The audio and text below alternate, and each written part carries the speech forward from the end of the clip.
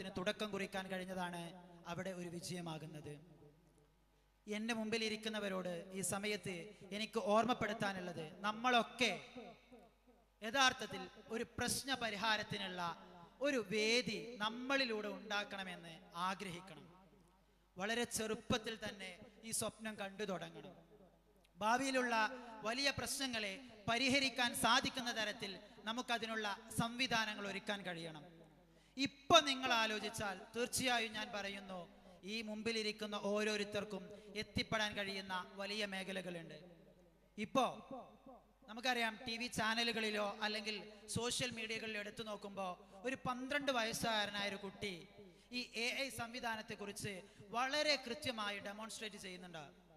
എന്താണ് ഈ സംവിധാനമെന്നും എങ്ങനെയാണ് ഇതിലെ ഡാറ്റകൾ അനലൈസ് ചെയ്യുന്നത് എന്നും എവിടെ നിന്നാണ് ഡാറ്റകൾ കിട്ടുന്നത് എന്നും കൃത്യമായി പറഞ്ഞു കൊടുക്കുന്ന ഒരു 12 വയസ്സായ കുട്ടിയാണ്.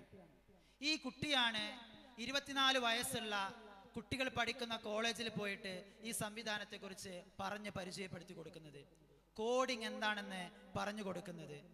ഇതിനെക്കുറിച്ചൊക്കെ കൃത്യമായ ഒരു ബേസിക് നോളേജ് എല്ലാവരിലും ഉണ്ടാവണമെന്നുള്ളതാണ് ആമുഖമായിട്ട് ഈ ഒരു സംവിധാനത്തിൻ്റെ ഫ്യൂച്ചർ എഡ്യൂക്കേഷൻ്റെ ഓപ്പർച്യൂണിറ്റീസിനെ കുറിച്ച് പറയുമ്പോൾ നമ്മുടെ മുമ്പിൽ പ്രധാനമായും ഉണ്ടാവേണ്ടത്. എല്ലാവർക്കും ബേസിക് ആയിട്ടുള്ള കാര്യങ്ങൾ കിട്ടണം. ഇനി അതിൻ്റെ ചലഞ്ചസ് എന്തൊക്കെയാണ്, എന്തൊക്കെ പ്രതിസന്ധികളാണ് നമ്മൾ നേരിടാൻ പോകുന്നത്? ഒന്നാമത്തെ പ്രതിസന്ധി കുറെ ആളുകളുടെ ജോലി പോകുന്നുള്ളതാണ്.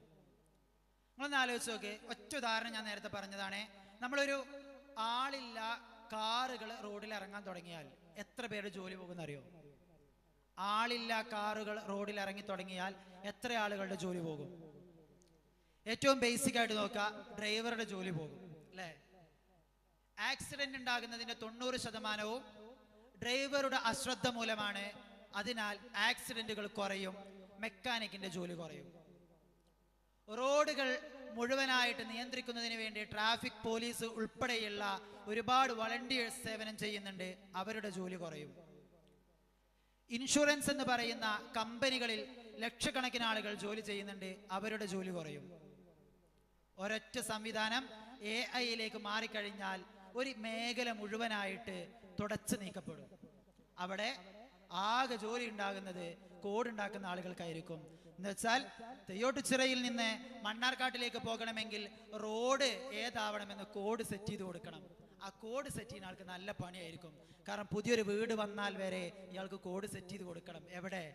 സെർവറിലേക്ക് കണക്ട് ചെയ്ത് കൊടുക്കണം. ലോകത്ത് ഏതൊരാൾക്കും മനസ്സിലാകുന്ന തരത്തിൽ ഈ റോഡിന്റെ മാപ്പ്, എൻ്റെ വീട് നിൽക്കുന്നത് ഇന്ന സ്ഥലത്താണെന്ന് കോഡ് സെറ്റ് ചെയ്യുന്ന ആൾക്ക് മാത്രം അന്ന് ജോലി ഉണ്ടാകും. മെഡിക്കൽ ഫീൽഡ് നമ്മൾ പറഞ്ഞു, ഒരു ഡോക്ടർക്ക് ഡയഗ്നോസിസ് ചെയ്യാം, ഡോക്ടർക്ക് ജോലി ഉണ്ടാകും. ഇപ്പോഴും മെയിൻ ഡോക്ടർമാർക്ക് ജോലി ഉണ്ടാകും. ഏറ്റവും സ്കിൽഫുൾ ആയിട്ടുള്ള ഡോക്ടർക്ക് ജോലി ഉണ്ടാകും. എങ്ങനെ സ്കിൽഫുൾ ആവണം? പുതിയ ടെക്നോളജികളെ കുറിച്ച് അവബോധമുള്ള ഒരു ഡോക്ടർക്ക് ജോലി ഉണ്ടാകും. ഇന്ന് നമ്മൾ ഓഫീസിലെ വർക്കുകൾ നോക്കാം. നമ്മൾ ഒരു കാലഘട്ടത്തിൽ കണക്കുകൾ ചെയ്യാൻ വേണ്ടിയിട്ട് ഏറ്റവും ബെസ്റ്റ് അക്കൗണ്ടന്റ് ആരാന്ന് ചോദിച്ചാൽ ഒന്ന് ടാലി അറിയുന്ന ആളായിരിക്കും. ഇപ്പം നമ്മൾ പഠിക്കുന്ന പലതുണ്ട്, CMA പോലെയുള്ള CA പോലെയുള്ള ഒരുപാട് കണക്കുകളുടെ ഒരു ലോകത്തെ കുറിച്ച് പഠിപ്പിക്കുന്നുണ്ട്. ഒരു കാലത്ത് ഇവരുടെ ജോലി വളരെ വലുതും അത് ഏറ്റവും പ്രധാനപ്പെട്ടതും ഒരു ഒപ്പിന് തന്നെ ലക്ഷങ്ങൾ വിലയുള്ളതുമായിരുന്നു. ഇന്ന് ആ ജോലി AI സംവിധാനം ഏറ്റെടുക്കുകയാണ്. എങ്ങനെയാണ് ചെയ്യുന്നത്? നമുക്ക് ആവശ്യമുള്ള ഡാറ്റകൾ മുഴുവനായിട്ട് അതിൽ എൻട്രി ചെയ്ത് കൊടുക്കുന്ന പണി മാത്രമേ ആർക്കുള്ളൂ? ജോലി ചെയ്യുന്ന ആൾക്കുള്ളൂ. ഇത് കൂട്ടാനും ഇത് അനാലിസിസ് നടത്താനും ഇതിനെക്കുറിച്ച് കൃത്യമായിട്ടുള്ള വിശകലനം നടത്തി റിപ്പോർട്ട് തരാനും മനുഷ്യനിർമ്മിത ബുദ്ധികൾക്ക് സാധിക്കുന്ന ഒരു കാലഘട്ടത്തിലാണ് നമ്മളുള്ളത്. നിങ്ങൾ ആലോചിച്ച് നോക്കുക, കത്ത് അയക്കാൻ, ഒരു ലെറ്റർ അയക്കാൻ ഒരു കാലഘട്ടത്തിൽ നമ്മൾ പഠിച്ചത് എങ്ങനെയാ? കൃത്യമായി പഠിക്കണം, ഭാഷകളെ കുറിച്ച് പഠിക്കണം, ഭാഷകളിൽ ഏത് ലെറ്റർ ഉപയോഗിക്കണമെന്ന് പഠിക്കണം. ഇപ്പൊ 10ാം ക്ലാസ്സിലൊക്കെ ഫുൾ A+ കിട്ടുന്ന ആളുകളോട് പലപ്പോഴും ടീച്ചേഴ്സ് പറഞ്ഞു കൊടുക്കുന്ന ഒരു കാര്യമുണ്ട്, കത്ത് എഴുതണമെങ്കിൽ നിങ്ങൾ പഠിക്കേണ്ടത് ആകെ അതിൻ്റെ 4 കാര്യങ്ങളാണ്. ഒന്ന്, റെസ്പെക്റ്റഡ് പഠിക്കണം. അത് അറിഞ്ഞാൽ ബാക്കി നിങ്ങൾ എന്ത് എഴുതിയാലും കുഴപ്പമില്ല. ഹൗ ആർ യു എന്ന് അതിൻ്റെ അടിയിൽ എഴുതാൻ കൊടുക്കണം. അതിൻ്റെ അടിയിൽ ചോദ്യം എടുത്ത് എഴുതിയാലും മതി. ഏറ്റവും ലാസ്റ്റ് യുവേഴ്സ് ഫെയ്ത്ത്ഫുള്ളി എന്ന് എഴുതണം. ഇത്രയും പറഞ്ഞു കൊടുത്തിട്ട് ടീച്ചർ പറയും, ഇത് എഴുതുന്ന ഏതൊരു കുട്ടിക്കും 10ാം ക്ലാസ്സിലെ പരീക്ഷയിൽ ഇംഗ്ലീഷ് പരീക്ഷയിൽ കത്ത് എഴുതുന്നതിൽ 10 മാർക്കാണെങ്കിൽ 5 മാർക്ക് കിട്ടിയിട്ടുണ്ടാകുന്നത്. പുതിയ കാലഘട്ടത്തിൽ അതിൻ്റെ ഇടയിൽ കൊടുക്കുന്ന കണ്ടന്റ് പോലും നിങ്ങൾ ആ ക്വസ്റ്റ്യൻ അതുപോലെ എടുത്തിട്ട് ChatGPT-യോട് പറയാ എനിക്ക് ഇന്ന ആൾക്കൊരു കത്ത് എഴുതണം, ഒന്ന് എഴുതി തരുമോന്ന്.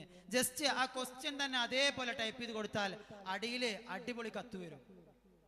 ആ രീതിയിൽ കത്തെഴുതാൻ നമ്മളെ ഇംഗ്ലീഷ് പഠിപ്പിച്ച ടീച്ചറുടെ ടീച്ചർക്ക് പോലും സാധിക്കാത്ത തരത്തിലുള്ള അത്രയും നല്ല മനോഹരമായ കത്തെഴുതുന്ന പുതിയ കാലത്തെ സംവിധാനങ്ങൾ ലോകത്ത് വന്നു കഴിഞ്ഞിട്ടുണ്ട്.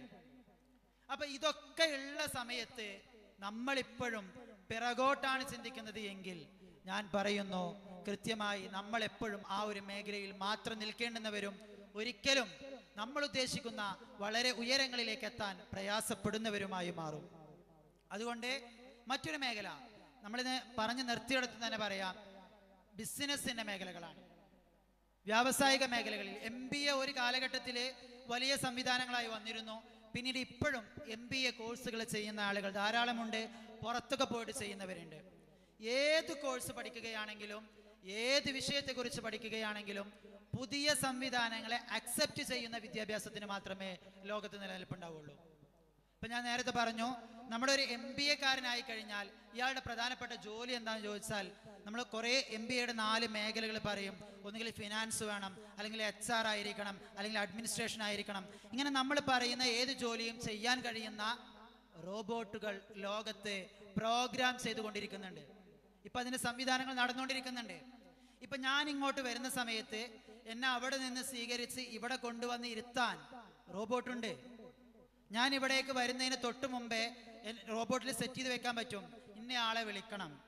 ആള് വിളിച്ചിട്ട് ആൾക്ക് വരാൻ പറ്റുമെന്നാണ് പറയുന്നത് എങ്കിൽ ആൾക്ക് നിങ്ങൾ ലൊക്കേഷൻ അയച്ചു കൊടുക്കണം. ഇനി ആൾക്ക് വരാൻ പറ്റൂല എന്നാണ് പറയുന്നതെങ്കിൽ അയാളോട് നിങ്ങൾ പറയുകയും രണ്ടാമത് നമ്മുടെ ലിസ്റ്റിലുള്ള ഈ ആളെ നിങ്ങൾ വിളിക്കുകയും വേണമെന്ന് ഇവർ പറഞ്ഞു കൊടുക്കും. കൃത്യമായിട്ട് ആ രണ്ടാമത്തെ ആളെ ഓട്ടോമാറ്റിക് സിസ്റ്റം വിളിക്കും. ഒരു മനുഷ്യന്റെ എഫേർട്ട് ഇല്ലാതെ പോവുകയാണ്, ജോലി നഷ്ടപ്പെടുകയാണ്. അപ്പൊ ഇത്തരം സംവിധാനങ്ങളിൽ അയാളുടെ ജോലി എന്തായിരിക്കണം? ഈ കോഡുകൾ പ്രോംപ്റ്റ് ചെയ്യുന്ന ആളുകൾ നമ്മളാവണം. ഏത് സംവിധാനം വരുമ്പോഴും അതിന്റെ അപ്പുറത്ത് മനുഷ്യന് ചെയ്യാൻ പറ്റുന്ന ഒരു മേഖലയുണ്ടാകും. ആ മേഖലയിൽ നമ്മൾ ഇരിക്കണം. ഇപ്പൊ നമുക്കറിയാം, ബാക്കിൽ ഒരു പോസ്റ്റർ നിങ്ങൾ കാണുകയാണെന്ന് വിചാരിക്കുക. ഇതുപോലൊരു പോസ്റ്റർ നിങ്ങൾ കണ്ടാൽ ഈ പോസ്റ്റർ ആരാണ് ഉണ്ടാക്കുന്നത് ചോദിച്ചാൽ ഇന്ന് ഡിസൈനിങ് ഒരു വലിയ മേഖലയാണ്.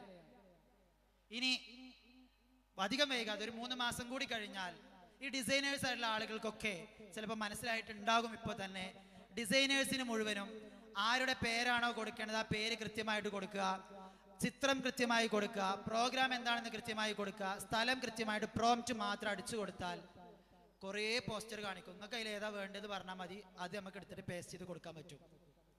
ഇപ്പോൾ ഒരു ഉദാഹരണം മാത്രം പറയാം. ഒരു പുസ്തകത്തിന് ലേ ഔട്ട് ഉണ്ടാക്കാൻ വേണ്ടിയിട്ട് ഞാനിപ്പോൾ വർക്ക് ചെയ്തുകൊണ്ടിരിക്കുന്നത് സമസ്തയുടെ ലേണിംഗ് പദ്ധതിയിലാണ്.